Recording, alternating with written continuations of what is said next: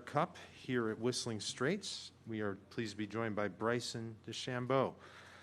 Bryson, welcome to your second Ryder Cup.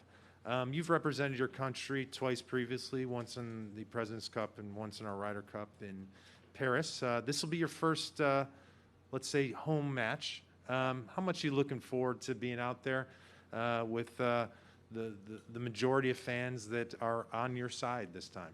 Oh, it's going to be fun. I mean, every team event I played in, it's been out of the States. So being here for the first time, I guess you could say, is an exciting opportunity.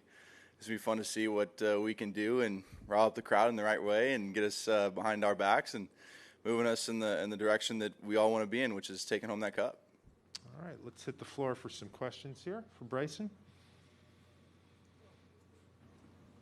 There was a number 20, Doug. Sorry, I wait to get called on there. Sorry. There was a Bryson story in one of the magazines about you wrecking your hands as you're getting ready for the long drive, and I think it led to a perception how much you're concentrating on this or the other. How did the two mesh? And did anyone ever question the idea of doing this right after a Ryder Cup? So when I had some blisters on my hands and wrecked my hands, that was before the FedEx Cup playoffs. That was that Friday before. That is when it happened. And the story came out later after because I was talking about it and how badly my hands hurt after that because of just how much effort I was putting into it.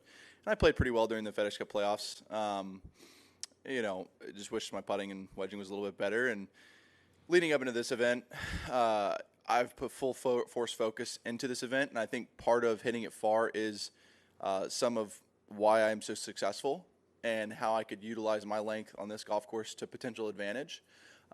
As well as, I've been working on my wedging and putting nonstop as well.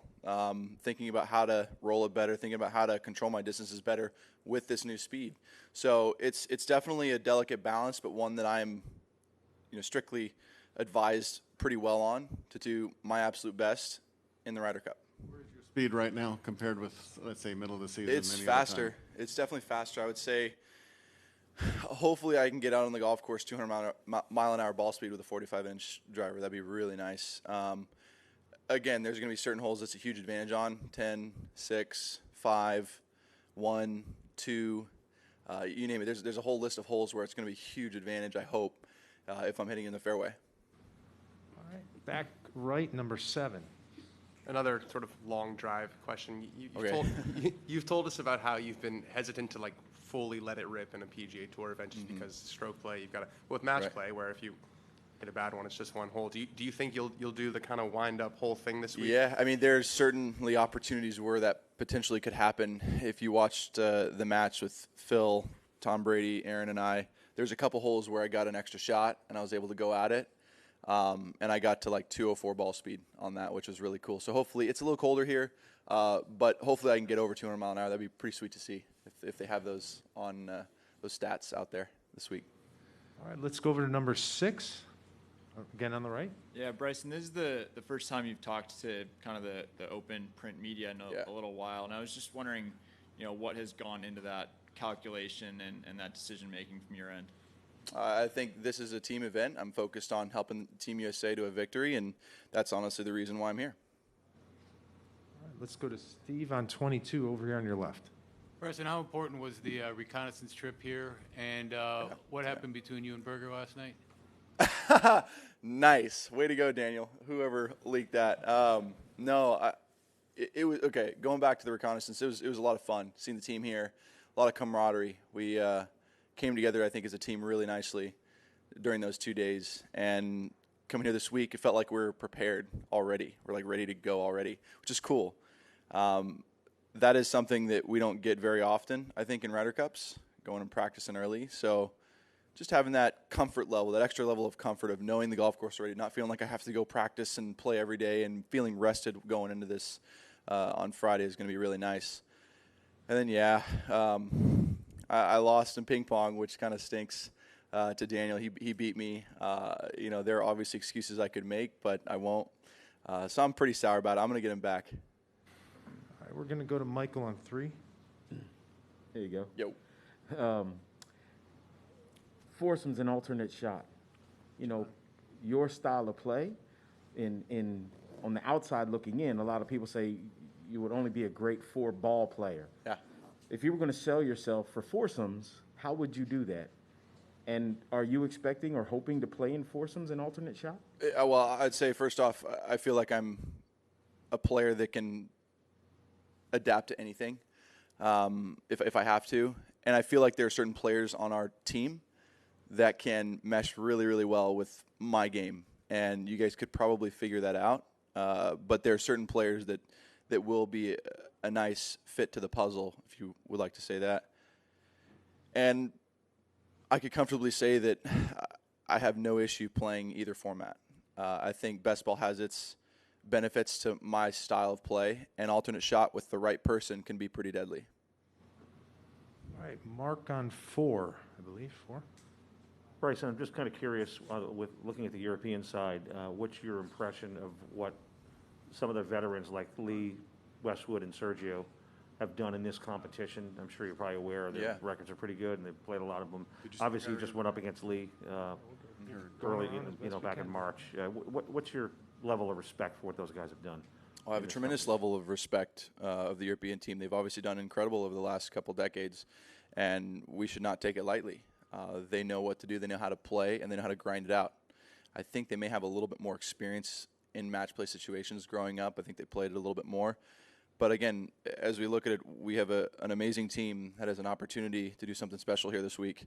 The team that's been put together is one of the best, and going up against veterans like Sergio and Lee, even Rory now, I would say he's awesome. It's going to be a difficult task, but one that I think with the crowd behind us and having the golf course the way it is, it could definitely be done. Gary, over here on your left, number 24. Bryson, will you hit driver on 14 holes, and what are the landing areas like at 325 yards? I don't know if I'll hit driver on all 14 of them, depending on the wind. I think there are numerous amounts of holes that are super beneficial to me in hitting driver. I think 5 is a great example if it's the right wind. I could pretty much go right at the flag, which is cool. It was here in the practice session. I had like 120 yards in to that green.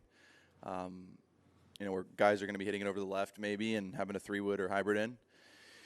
Up near some of the landing areas, if I'm flying at 320, 330, it gets tight in certain areas. So I probably will be hitting 3-wood or hybrid off of certain holes depending on the wind for sure. Number 8. Hey, Bryson, I've followed you on the course a lot in the last month or so, and there's been times when I thought the fan behavior was particularly cruel. And again, it may only be 1% of fans or something like that.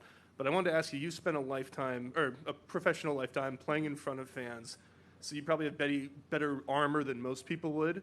But is there any part of you that feels hurt at what's happened lately? No matter what, we're all humans at the end of the day. And I think there's obviously a level of, I guess you could say, control that any human will ever have. And you can have a lot of armor, and you can protect yourself with people around you and all that. Sure, there are times where it's not comfortable, but there's also times where it fuels me. And I think, this week's going to be an amazing example of it, and it's going to be fun to be able to get the crowd behind us and pump them up and show them what I can hopefully do and what we can do as a team, more importantly. I'm not going to make this about me again. This is about a team event. I've got a brass chest. I've got taken a lot of heat, but I'm okay with it, and I understand I'm in the place where I'm at, and it's going to be that way moving forward. And I recognize it, and all I'm going to do is my absolute best to show people who I truly am. And whatever people think about me is not important. It's about the team this week. It's about riling us all up and getting that Ryder Cup back here on U.S. home soil. Back left, number 25. Bryson, have you made efforts to end the feud with Brooks? And if so, how's that gone? Again, a lot of this social media stuff has definitely been driven by a lot of external factors, not necessarily us two. We had some great conversations Tour Championship week when we had dinner, and then this week as well. I had sat down at dinner with him last night, and it was fine. And I think there may be something fun coming up here moving forward, but won't speak too much more on that. All right, number 5. Hi, right. Bryson, maybe related a little to the previous question there. You've got as you know, a controversial reputation. Do you see this as an opportunity if things go well for you and your team to change the perception of you as a player and as a person? Look, I'm not trying to change anybody's perception. All I'm trying to do is showcase what I can do for the game of golf. And whether people like it or not, that's their interpretation of it.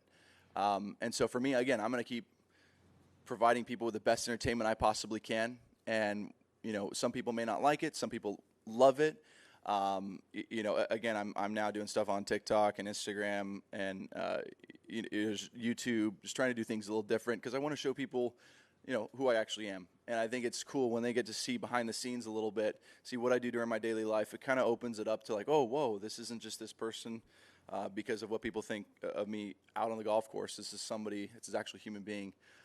So I think at the end of the day, it's not about changing anybody's perception out here. It's about getting the crowd behind us and allowing us to, I guess you could say, rile us up to win the cup. But if you deliver, 4 or 5 points for the American team, do you expect you're going to get less of the grief that some fans have been giving you? Hey, look, if I'm going to try and get as many points as I can, and I think that, that potentially could change it for sure. There's always going to be people that are saying things no matter what it is. Even if I do something, if I make a hole-in-one on every single hole out here, there's always going to be people saying something. So I'm not worried about it. I still love and respect them. I understand they have their opinions and whatnot, and I respect those opinions. I see their points of view. But for me, again, taking it back and looking back, this isn't about me. This is about the team, going and winning the Ryder Cup. Thanks. Hey, we're going to wrap it up here with Jeff on 19. Hey, Scotty. Can you come on up here? Okay. No. Come on.